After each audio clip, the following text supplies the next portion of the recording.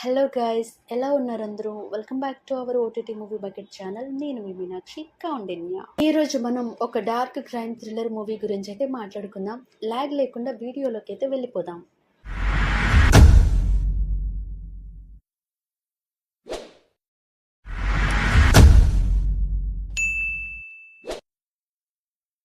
ఒక ఇంట్లో శవం.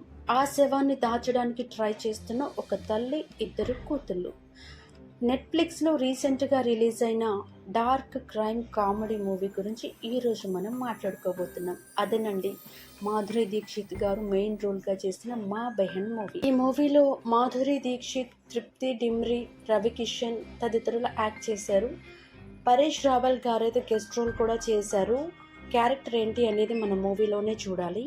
కథ విషయానికి వస్తే, రేఖ ఒక ఇండిపెండెంట్ ఉమెన్. కాలనీలో అందరూ ఈమె గురించి గాసిప్స్ అయితే మాట్లాడుకుంటూ ఉంటారు. అలాంటి రేఖ ఇంట్లో ఒకరోజు గుప్తాజీ శవమై కనిపిస్తాడు.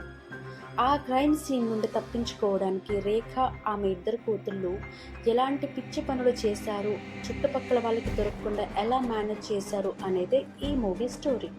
సొసైటీలో ఒక మగాడు తోడు లేకుండా ఇండిపెండెంట్గా బ్రతికే స్త్రీ కనిపిస్తే చాలు, ఆమె క్యారెక్టర్ గురించి, ఆమె డ్రెస్ సెన్స్ గురించి ఎప్పటికప్పుడు గాసిప్స్ రాసేస్తూనే ఉంటారు అనడానికి ఈ సినిమా పర్ఫెక్ట్ ఎగ్జాంపుల్. ఈ మూవీలో తృప్తి డిమ్రీ తన గ్లామర్ని పక్కన పెట్టి ఒక మిడిల్ క్లాస్ హౌస్ వైఫ్గా అయితే అద్దరగొట్టేసింది.